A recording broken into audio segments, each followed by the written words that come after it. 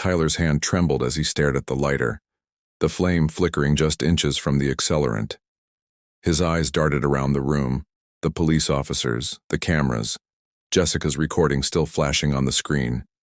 He was caught in a moment of pure rage, but deep down he knew he'd lost. Still, that smug arrogance lingered, refusing to die. Suddenly, the front door burst open with a deafening crash. Police officers stormed inside, guns drawn, yelling commands. Tyler froze, the lighter slipping from his hand, sparks flickering in the air. Derek was immediately handcuffed, pushed to the ground, his face grim with frustration. But Tyler's eyes were fixed on me through the security monitor, and that smirk was back, smug, defiant, dangerous. "Drop the lighter," commanded Officer Morrison, voice steady but fierce. "Now." Tyler hesitated for just a heartbeat. Then slowly he lowered the lighter, hands raised in surrender. But the look in his eyes told me he wasn't done. He was just biding his time. That smirk still haunted the screen, a silent reminder that this wasn't over yet. A moment later, Jessica appeared in the doorway, her face streaked with tears but her eyes fierce. "It's done," she whispered, voice trembling. "They're taking him away." But what I saw wasn't relief. It was something colder, something darker. Tyler's mind was still working, even behind bars. I knew him too well now. This wasn't the end of his plan. It was just a pause. A dangerous pause. As the officers led Tyler and Derek into the patrol cars, I stared after them, feeling the weight of what just happened settle deep into my bones. I had survived the storm, but the real battle was just beginning. Tyler had made it clear. He was willing to burn everything down if he couldn't win. And from the look in his eyes, I could tell he thought he still had a few tricks left up his sleeve. I turned back to my house, heart pounding, knowing this wasn't just about neighborhood disputes anymore. This was a war of tactics, of power, of survival.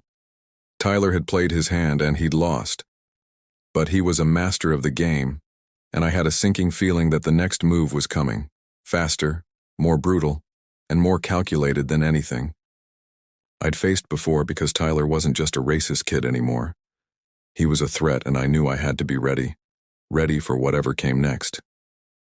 Because if I wasn't, I'd become just another casualty in his twisted game, and I wasn't about to let that happen. Not here, not in my home, not while I still had breath left to fight. The moment Tyler's hand trembled and the lighter finally hit the ground, everything changed in an instant. Police officers stormed into my house like a storm front, guns drawn, commands loud and clear. Tyler froze in place, eyes wide, caught in the middle of his rage. Derek was already on the ground, cuffed and angry, but Tyler's smirk refused to fade. "Drop it." Morrison's voice cut through the chaos, firm and unyielding. Tyler hesitated, his face a mask of defiance. Then he slowly lowered his hand and the lighter clinked to the floor. Silence followed. A tense, heavy silence that felt like the calm before a storm. The officers quickly moved in, cuffs snapping shut around Tyler and Derek, their faces grim. Jessica burst into the room, tears streaking her cheeks but fire burning in her eyes.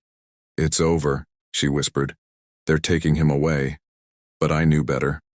Tyler's eyes didn't show fear. They glinted with something colder, something calculating. That smirk, even in cuffs, told me this wasn't the end. It was just the pause before the real storm. As the patrol cars pulled away, I stared at the empty driveway, heart pounding. I had survived his rage, but I sensed it wasn't just about the house or the police. Tyler was playing a game, one I'd only begun to understand. He believed he could burn me out, break me down, and still walk free. But I knew him too well now. He was a master manipulator, a strategist who thrived on chaos. And I had a sinking feeling that his next move was already in motion, faster, darker, more dangerous. The silence in the house felt deafening. I looked around, knowing this was just a pause in a war that wasn't over yet. Tyler's threats, his twisted schemes, they weren't just words anymore. They were weapons ready to strike again, and I had to be ready too. Because this wasn't just about neighborhood disputes or petty racism.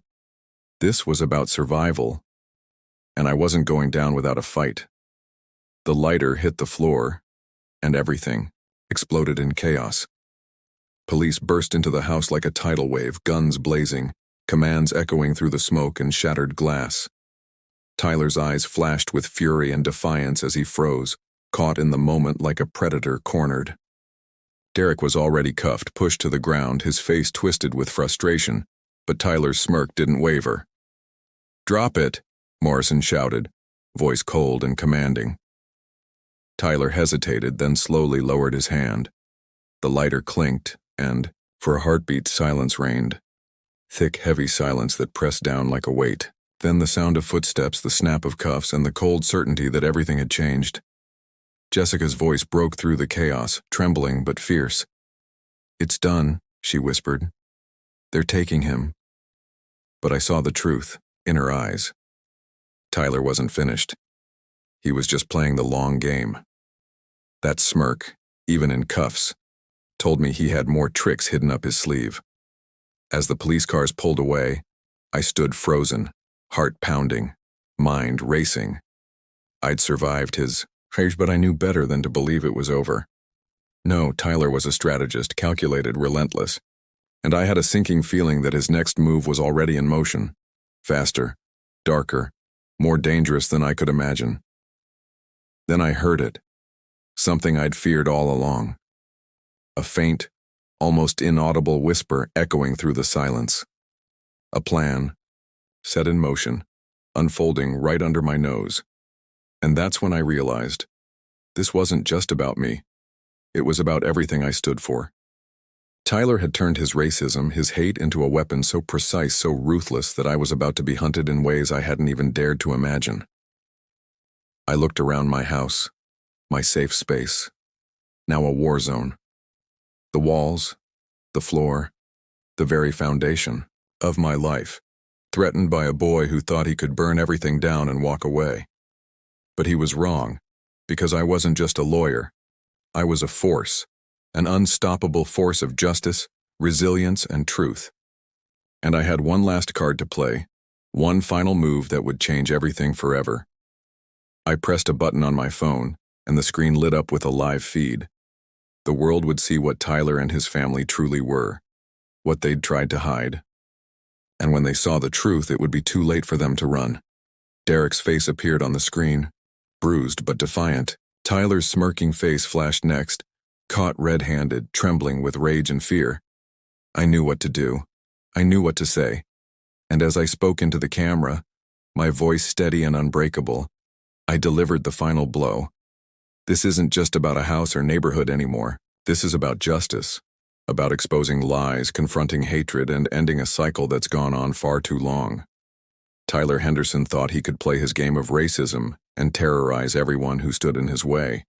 But he underestimated one thing: the power of truth, of law, of a man who refuses to be broken. I paused, letting the silence hang heavy. Because now everyone will see, everyone will know, and Tyler Henderson, his name will be remembered. Not for his hate, but for the moment he learned that no amount of money, no amount of lies, can hide the truth forever. The screen went dark. The world would never forget what happened here. The boy who thought he could burn everything down was now a symbol, not of power, but of the fall of hatred. And I stood tall, knowing I had won. Not just the fight, but the war. The legacy of justice had been written in that moment, and no one could take it away. This wasn't just the end. It was the beginning of something bigger, something unbreakable. And Tyler Henderson? He'd be remembered not as a man who tried to destroy, but as a warning, never to underestimate the strength of truth or the power of standing tall when the world tries to bring you down.